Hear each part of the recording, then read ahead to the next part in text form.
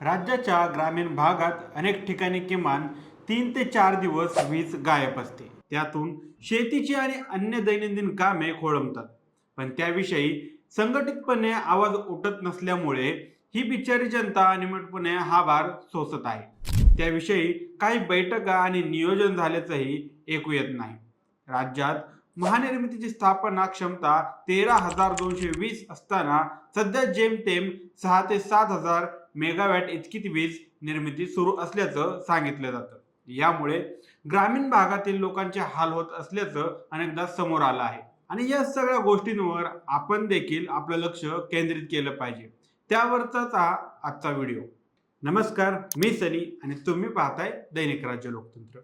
राज्यातील नाशिक, खापरखेडा, पारस, परळी, चंद्रपूर, भुसावळ अशा महत्त्वाच्या औष्णिक वीज केंद्रांमध्येही जेवढी क्षमता आहे त्या प्रमाणात सध्या वीज निर्मिती होताना दिसत नाही. राज्याची सध्याची विजेची एकूण मागणी सुमारे 29,000 मेगावॅट इतकी आहे. परंतु आज सर्व स्रोतांमधून केवळ सुमारे 7,500 मेगावॅट इतकी वीज निर्मिती सुरू आहे. ही फेब्रुवारी महिन्याची अवस्था. अजून मार्च, एप्रिल, मे आणि जून असे सुमारे 4 महिने उन्हाळ्याची तीव्रता आपल्याला सोसायची आहे. या काळात नेमकी काय परिस्थिती होईल याचा अंदाज कोणीही लावू शकतो. दर उन्हाळ्यातच विजेची मागणी वाढते. हा गेल्या अनेक वर्षांपासूनचा अनुभव आहे. त्यामुळे सरकारने जानेवारीपासूनच त्याविषयी तयारीला लागणे अपेक्षित होतं. पण सरकारची तशी काही हालचाल अजून तरी दिसून आलेली नाही. अशा टंचाईच्या काळात खाजगी स्रोतातून वीज उपलब्ध करणे हा एक पर्याय असतो. खाजगी स्रोतात मात्र पूर्ण क्षमतेने वीज निर्मिती सुरू असल्याचं सांगितलं जातं. या खाजगी कंपन्या मग अहवालाच्या संवाद दराने राज्य सरकारला वीज पुरवतात आणि आपलं उकळं पांढरं करून घेतात. तो भार मग राज्य सरकारवर आणि नंतर जनतेवरच पडतो. महाराष्ट्रात विजेची स्थापित क्षमता, प्रत्यक्षात विजेची गरज आणि उन्हाळ्याच्या काळात वाढणारी मागणी याची सगळी आकडेवारीच जंत्री अधिकाऱ्यांना नजरेसमोर असते. शासनाला याबाबत वेळोवेळी जागृत केलं जात असावं. मग या संभाव्य वीज टंचाईवर मात करण्यासाठी काय उपाययोजना केली जाणार आहे याची माहिती सरकारने वेळीच देणं गरजेचं आहे. पण सरकार यावर दुर्लक्ष करत आहे असं म्हणलं जात आहे. वीज उत्पादन कमी झालं आणि मागणी प्रचंड प्रमाणात वाढली तर ऐत्यावेळी धावधाव करण्यालाही मर्यादा असतात. हे राज्यकर्त्यांनी लक्षात ठेवायला पाहिजे. राज्याच्या ऊर्जा खात्याने याबाबत राज्यातील जनतेला नेमकी माहिती देण्याची गरज आहे. केवळ भारनियमन करून जनतेच्या वाट्याला तुम्ही आणखी त्रास देणार असाल तर जनता ते मान्य करणार नाही. आज प्रचंड मोठ्या दराची वीज बिलं नागरिकांना येतात. ही बिले वेळेवर भरल्याचा ताकदही सातत्याने लावला जातो. सरकार सांगेल त्या दराने सर्वसामान्य माणूस वीज खरेदी करत असताना त्यांना मागणीच्या प्रमाणात वीज पुरवठा करणे ही सरकारची वैधानिक जबाबदारी आहे.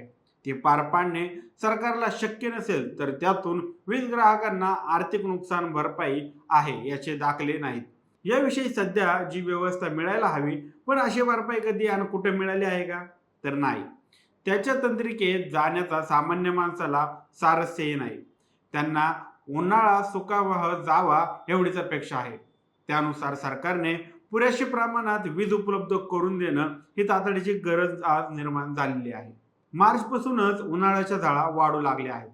त्यानंतर विजेची मागणी दिवसागणिक वाढत जाईल. याचा सगळा लोखाजोखा अंदाज राज्याच्या ऊर्जा विभागाने यावर काम पर्यायानं कसा वाढवायचा याची माहिती लोकांपर्यंत पोहोचणं गरजेचं झालं असताना अजूनही त्यावर विचार झालेला दिसत नाही असं म्हणलं जात आहे. सरकारने या गोष्टीवर विचार करण्याआधीच राज्यात विजेची बोंबाबोंब सुरू व्हायला लागली आहे अशा बातम्या येऊ लागलेल्या आहेत. महाराष्ट्रात थांबणार नाही असे विजेभावी नागरिकांना थांबावे लागू नये एवढी तरी जाहिरातबाजी सरकारकडून सुरू आहे. या पार्श्वभूमीवर काळजी सरकारने घेतलीच पाहिजे. वीज टंचाई बरोबरच उन्हाळ्यातील पाणी टंचाईचे नियोजन व्हायला हवं असं म्हणलं जात आहे. महाराष्ट्राची दर उन्हाळ्यातील ओरड यावेळी कटाक्षाने जनावरांना चारा नाही, प्यायला पाणी नाही ही सत्तेवर असलेल्या सरकारने राज्यातील जनतेच्या प्राथमिक सरकारने टाळावी अशी अपेक्षा आहे. प्रचंड बहुमताने तातडीच्या गरजा पूर्ण करण्याकडे आता लक्ष देणं गरजेचं झालं आहे. पक्षांतर, वादावादी आणि कुरघोड्यांच्या राजकारणाला जनता विटली आहे. राजकारणामधील वादाला जनतेत कवडी मात्रही किंमत नाही.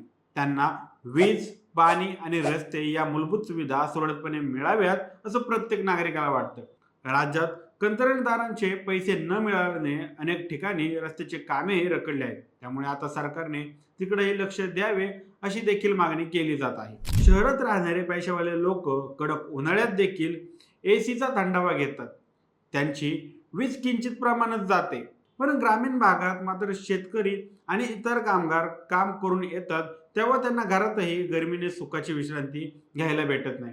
जेमतेम घरात एखादा फॅन असतो, पण सातत्याने वीज पुरवठा होत नसल्यामुळं त्यांना उकडातच डोळे बंद करावे लागतात. तर या माहितीबद्दल तुमची काय मते आहेत? आम्हाला कमेंट करून नक्की कळवा आणि जर राज्य लोकतंत्र चॅनलवर नवीन असाल तर चॅनलला नक्की सबस्क्राईब करा. धन्यवाद.